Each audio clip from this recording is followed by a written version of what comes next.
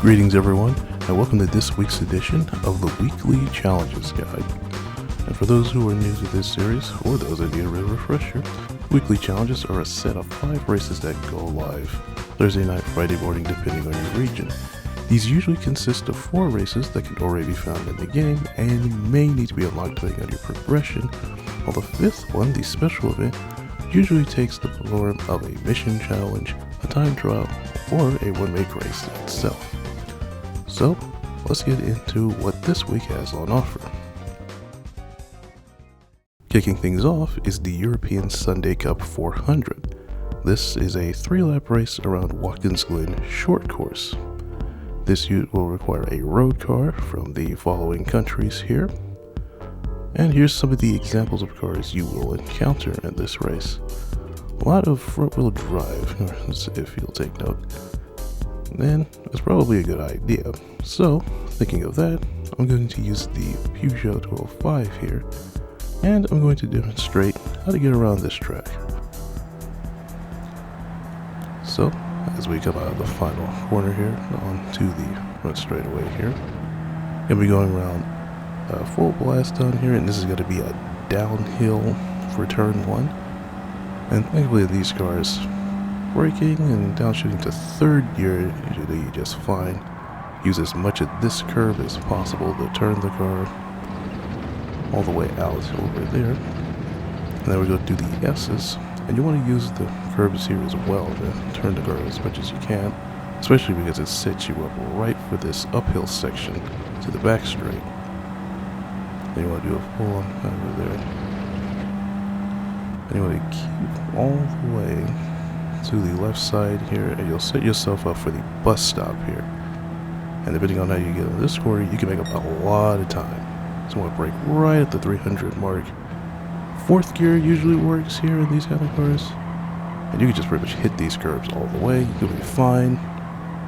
And then through the carousel, you don't even have to brake. You can really just carry the whole speed through there off the throttle, and then back on right about here. And this is where you'll hit those curves there. And then down this back straightaway, where you'll be carrying a lot more speed than you usually would on the long course. So here you want to brake, downshift to 4th gear with this curve here, all the way out, and then down. You can keep it right in 4th gear, coming out of turn 7, onto the curve there, and that is a lap around the Watkins Glen short course. Now, let's get back into the race itself. So as far as how to handle the opponents here, the ideal spots are turn 1, the bus stop, carousel, and turn 7. A lot of these corners here, the AI tend to slow down a lot. A lot of braking and a lot of getting out of the throttle there, so you can pretty much take advantage with all the momentum you can carry through some of these corners. But do be careful though, because they do have a tendency of getting in your way depending on where you use them. Next is the Japanese Clubman Cup 550. This is a 4-lap race at Grand Valley South, and this requires a road car, professionally tuned, from Japan.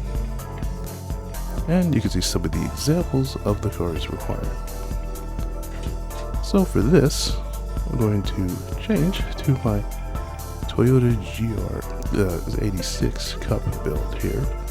You probably won't see it in this recording because I have it. There we go. Anyhow, this one, pretty good example of something you could use here. And so, now to go around and give you a lap around this track. So we go down the front stretch here, go right into turn 1 over here, and down into 2nd gear. I found this to be pretty good. I'm going to carry that speed all the way out 3rd gear. And then as we go through 2, and you'll notice it cuts right off to this section here. And 3rd gear is where you actually want to brake. And then hold that throttle there. You want to brake again down to 3rd. You can actually go through this section in 3rd gear as well, depending on the car you choose. And then 2nd right here for 6th. And there's on the power under this tunnel. and you'll be approaching 7 and 8, very tricky course to get right. And I usually tend to drive second, just so I can have enough room to get some good speed, traction, and throttle out of here. And then we go to turn 9, carry that speed all the way out, and full acceleration through this tunnel section. We get right up here to the front stretch here, and right, that should be a lap around the Grand Valley Short Circuit. And now, on to the race itself. So, to effectively through this race here, the ideal passing zones, turn 1, 3, 5, 6, 8, and 9. Found those to be very ideal for getting around the AI. Now you do want to watch them through turns 3 and 5. There's a lot of excessive braking, and depending on where they are, they might even get in your way along your racing line as they do it.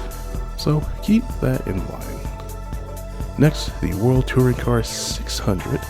This is a 2-lap race at the Nurburgring Nordschleife. So this requires a car at 600 performance points or less, so you will need to take that into account. And these are opponents you have, many of them very quick down that back straightaway there. But as this is a place mostly full of corners, you want something very good in the corners. And my in-cup build here is what I am choosing for that, with a setup to boot. So, quick tips around here is to make up time through those turns. The AI tends to slow down a lot through these, so this is where you can make up a lot of time. Have a gap of about at least 10 seconds or more in front of these cars to ensure you aren't caught on the final stretch. From what I've been able to see, at most, depending on their speed, they'll only make up 5 seconds, but by the time they do, you'll be gone. Next is the Group 1 Prototype Series. It's a 10-lap race with 10 times fuel use and 8 times tire wear at the Daytona road course. Of course, 950 performance points, so you don't necessarily need to use a Group 1 car. It's just what tends to be used here, as you can see with the main rival cars. Now, me, I'm just going to use the GR010 here. That's because it's right there, and I'm not having to go around and choose a lot. Anyhow, let's take a lap around Daytona. So here we are, coming through the straight, and we'll start right about there, for turn 1. And I usually go at first gear just for traction's sake, full on acceleration with this right here too.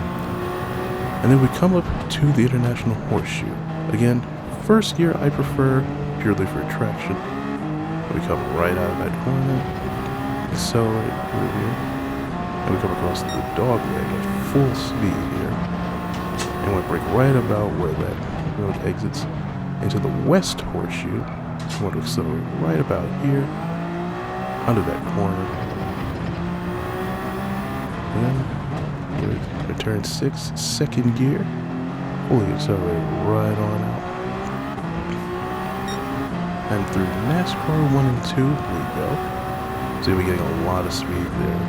And this is where you're going to have to start having to take consideration your braking points for the bus stop, or as it's nowadays known as the long chicane. So you want to brake right just after this second board here. Hit that curve there, a little bit of that way, and start accelerating right about the middle. Do that right, and you should be that's the next for 3 and 4. So you pretty much top in all the way to the start finish. All the way through. And then all the way to the trial. Go. And that is a lap around Daytona. Now, on to the race itself. So, as usual for these races, the racing mediums tend to be the optimal tire, regardless of what strategy you choose there. They're a good mix of durable, being able to get through most of the race, and pretty much working and being usable for you. Of course, with one stop is the usual strategy here, preferably 6 laps, a pit stop, and then the last 4. A no stop is possible depending on your car choice and driving style. And the final one for this special event is the Mission Challenge, and this is one straight from GT4. is at Lamar, features the Renault admin time, and it's a Slipstream challenge there. So if you remember that, this should pretty much be familiar to you. And if it is unfamiliar to you, here's what you do. You want to stay behind the car in front as long as possible for maximum draft. You're trying to get that speed up. That's the objective here. And then time your passes precisely, because you want to keep that momentum and you want to keep that draft as you are passing by these cars. And again, building up that top end. So that's it for this week. Hope you enjoyed it, whether you have just logged in or whether you haven't logged in quite some time. If you enjoy these, then feel free to give this a like, share, subscribe, and don't forget to tick the bell icon so you'll be notified when these videos go up. So, that is it for me, and I will see you guys in the next video.